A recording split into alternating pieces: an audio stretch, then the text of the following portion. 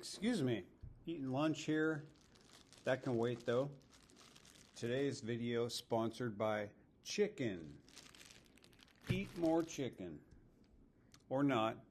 We're going to talk about complex fractions, just a couple of sample problems from class.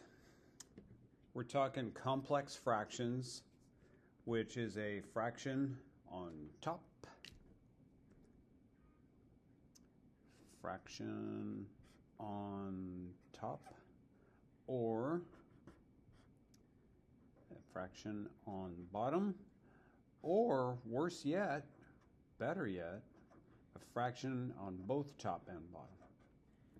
So we're working on this assignment where we're reading these situations and we need to solve them. We're focusing on unit rates. Just a quick reminder, what is a unit rate? It's where you have some quantity of something in the numerator and some quantity of some other thing in the denominator. Here, let's go through and use that to help us solve these two problems. Margot rode her bike 15 miles. There's one of those words in. Those small little words tell you to draw a fraction bar, and then miles per.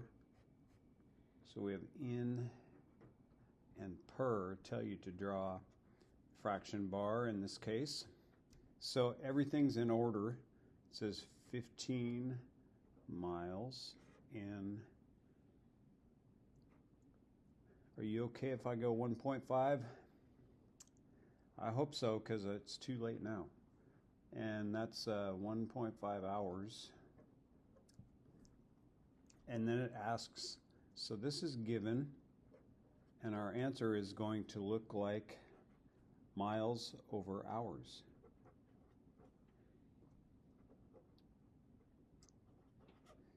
Per 1 hour. See, that's 1. That's our unit rate.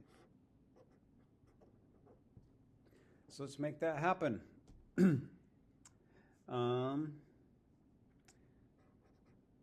We need to find a common multiplier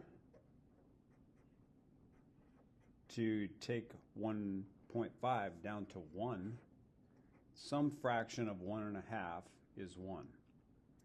How about we make a little model here? There's 1, and there's another half. So what about 2/3? 2/3 of 1.5 is 1. So we're going to multiply top and bottom by 2/3, which you can tell by my beautiful picture. Common multiplier.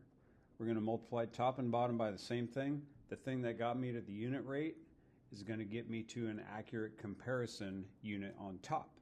So 2/3 of 15, which means 15 over 1. And then we can cross simplify. Separate video about that. 15 over 3 is the same as 5 over 1. And then we can just multiply straight across.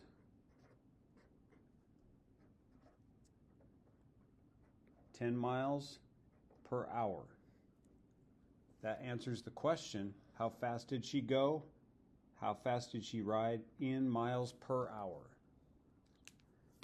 Highlight that. There's a whole lot of gray stuff there. Hope that all made sense.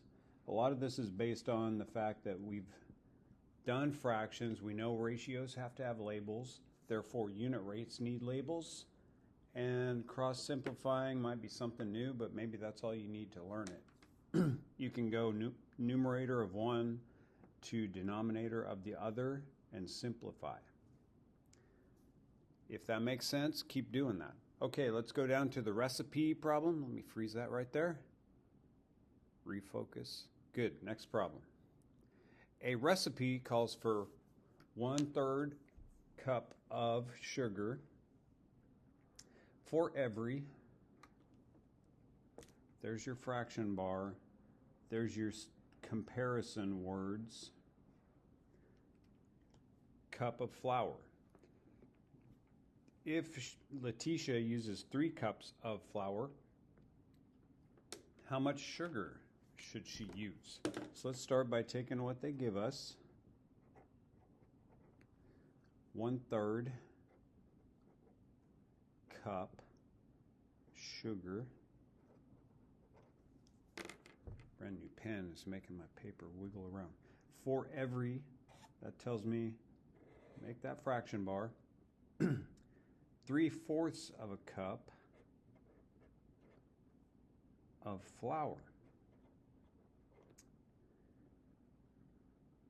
If she uses 3 cups of flour, which means, let's go 3 cups of flour divided by 3/4 of a cup of flour.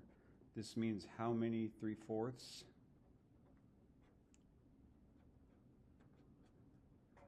Fit into 3. Got a guess in your head? Mental math? Guess? Well, let's find out. We're going to take that 3 and make it into 3/1. Then we're going to change this from a division to a multiplication. We're going to swap numerator and denominator down there. Multiply straight across. Oh, look, we can cross simplify. What's 3/3? Right, 1/1, and look, we are done. 4, so we're taking the recipe times 4. So all we need to do, this is our multiplier now, because even though it feels like we just did a bunch of work, and we did, it does not answer the question. The question is how much sugar. So this becomes a proportion, really. So we've got 1/3 sugar, 3/4 flour equals 3 cups of flour. And we got that by multiplying by 4. So it just comes down to, what is 1/3 times 4? 1/3 times 4/1. You see it there? We multiply straight across. You can see it will be 4/3. Which I don't have a measuring cup in my kitchen that says 4/3 on it. But I do have one that says 1 cup, and I have a smaller one that says 1/3. I think for this situation it makes sense to make that a mixed number. So we're going to go, stay away from decimals on stuff like this. You can't, decimals in the kitchen just don't quite work. So I have 1 1/3 cup of sugar. If she's quadrupling her recipe, meaning times 4. Good with that? Okay, I'm going to highlight that. This answers the question here. How much sugar should she use? She should use 1 1/3 cups of sugar. There we go. And if you skipped all the way to the end, here's the answer key. Boom. All right. That's it for this video. Thanks for watching.